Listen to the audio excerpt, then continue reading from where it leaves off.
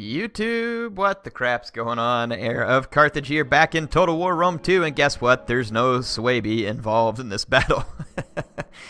We have gotten a lot of Swaby battles, but people just like Swaby. Now, this is going to be Getae versus Arverni. Fun matchup here.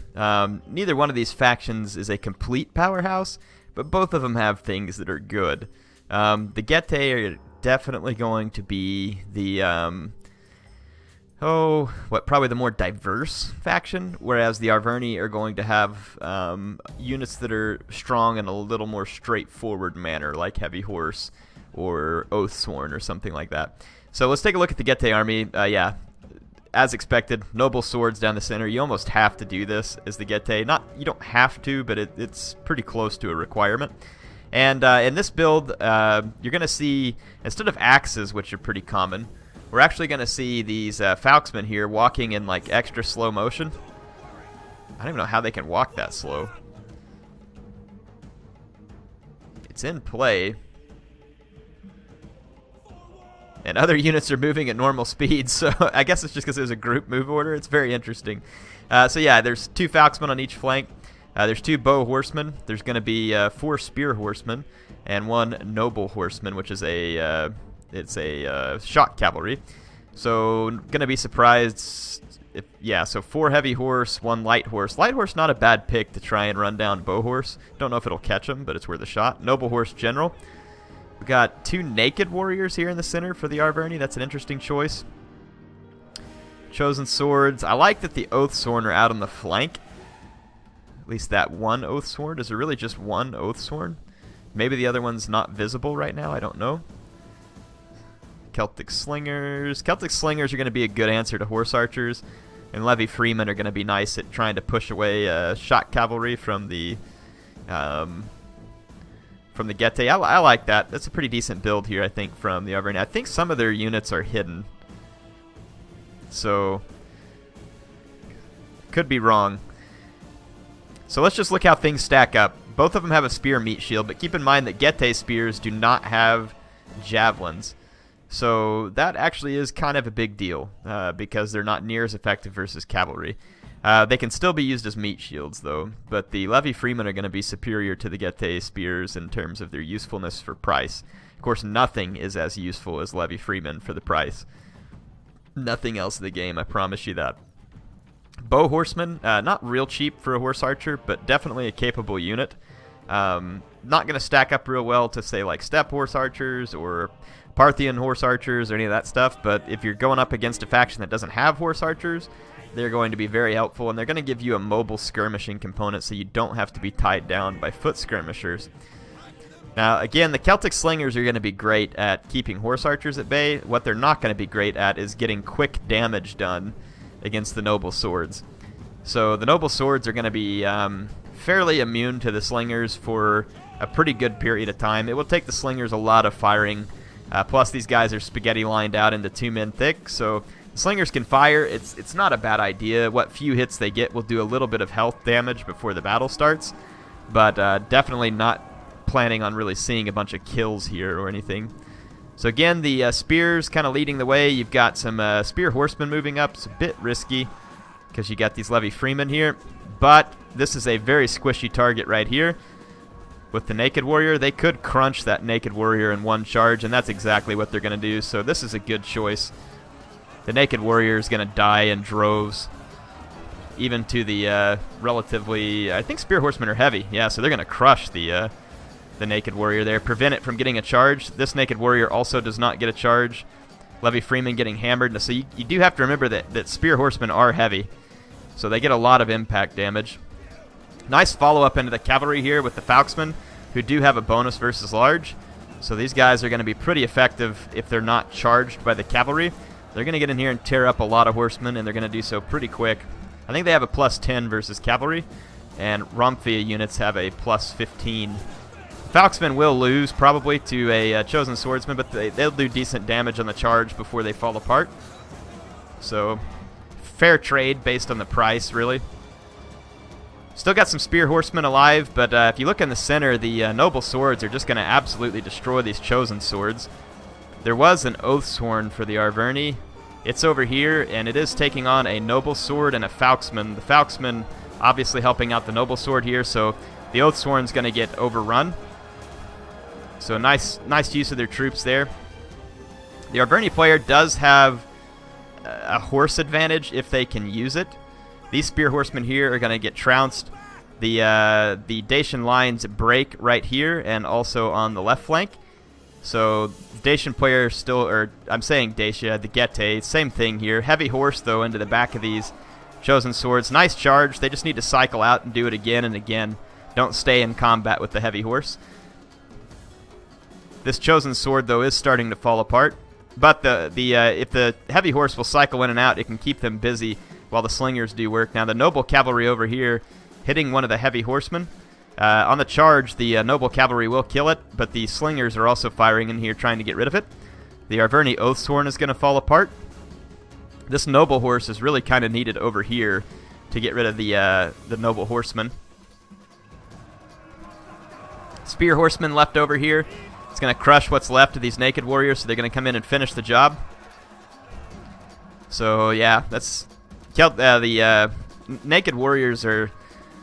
They're a risky investment in my mind, and these slingers are now singled out, and they're going to die because the noble horseman went elsewhere. It really should have stayed over here to try and get rid of this noble horseman because these slingers were badly needed in late game to pull this back. So allowing the slingers to go here, I believe, is a critical mistake for the Arverni, and I'm thinking it's going to cost them the battle because of how much heavy infantry is left. So yeah, the Arverni horsemen managed to get mopped up a little easier than they should have, and I mean, they were superior to the horsemen of the Getae, except for this noble horseman. But I mean, for the most part, they were superior units, and probably should have come out on top in combat. The spear horsemen are heavy, and so are the heavy horse, of course. But the heavy horse, of course. But yeah, the spear horsemen are inferior in terms of statistics. But because those slingers are dead, there's no answer to these noble swords in the late game. Had the slingers survived and the Arverni cavalry survived, then the late game slingers would have become very dangerous. I definitely would have ditched the naked warriors if I were the Arverni player.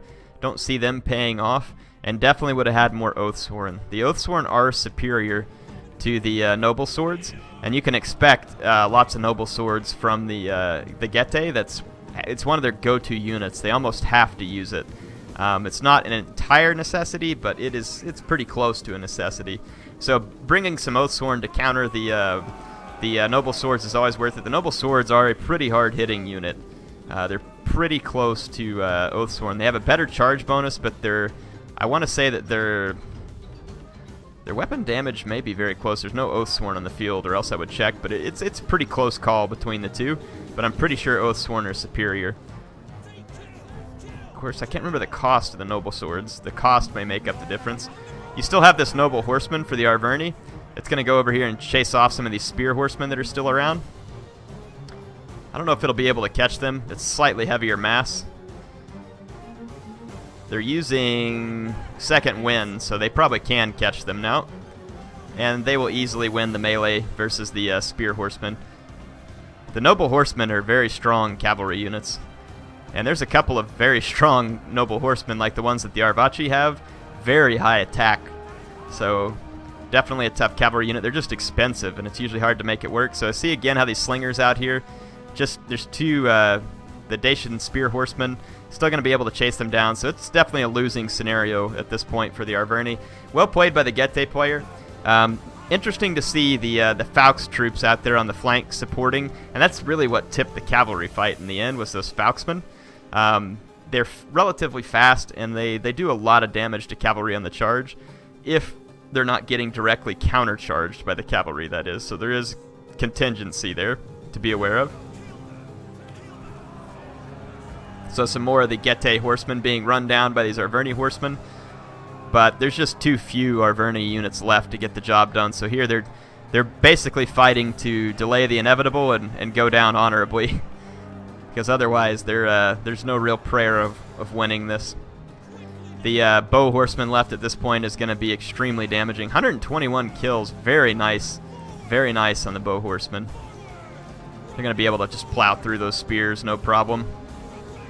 And they're going to want to get away from that noble sword, especially if it has javelins. It did, but it didn't really get a good toss.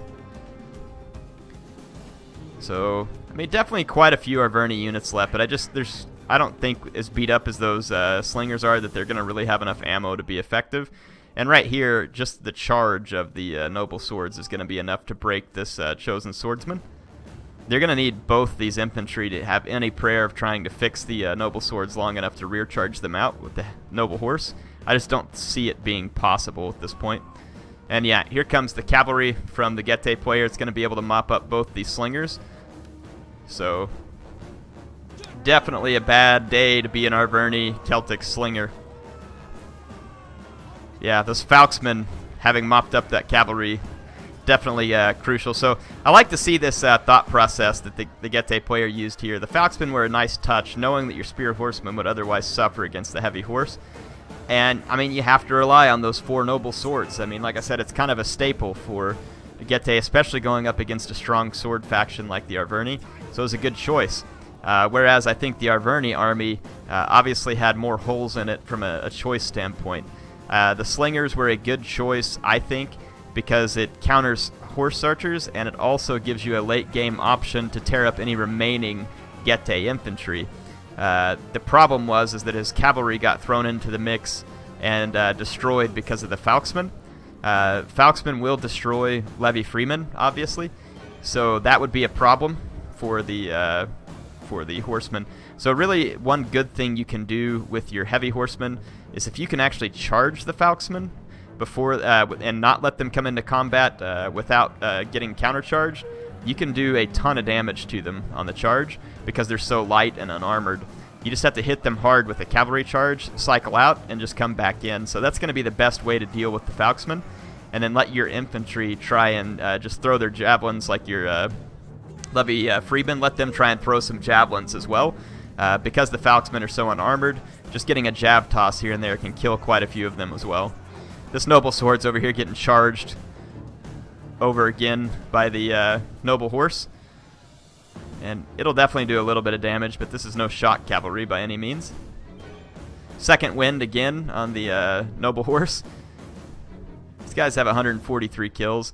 You'd probably want to see more to really justify their cost. The noble swords are trying to be in a spear wall. I don't know if they get the bracing, if they get hit from behind. I doubt it.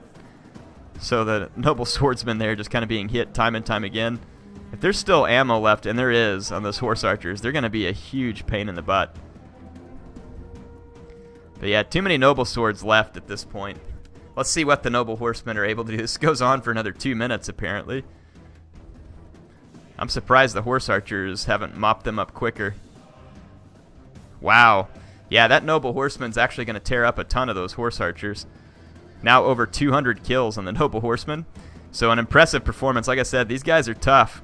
They're very tough. But I mean, in the end, the Getae player just doesn't have anything to worry about. There's not enough noble horse left. Second wind again on the noble horse. So keeping these guys fresh, it's going to definitely make them a lot more combat effective. And let's just see if the YOLO comes here, because there's really not a whole lot of other options. Like seeing the Arverni player not give up and just go for it. Here comes the last glory charge of the Arverni noble horse before they're cut down. Maybe the last charge. I'm guessing they're going to rout as they get the attacked in the rear penalty there.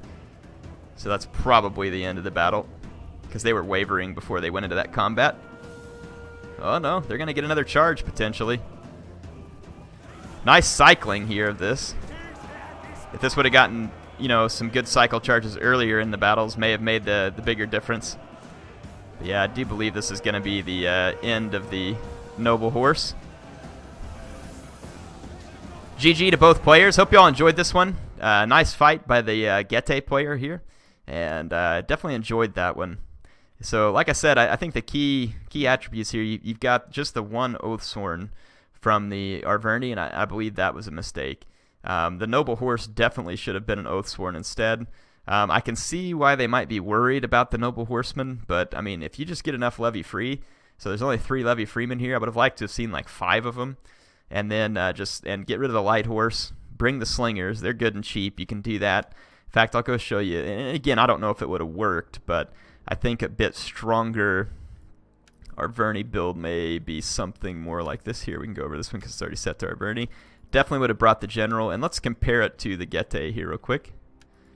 Yeah, so a noble sword is a little cheaper than an Oathsworn, and that's probably, see, 43, 45, yeah, 48, 45.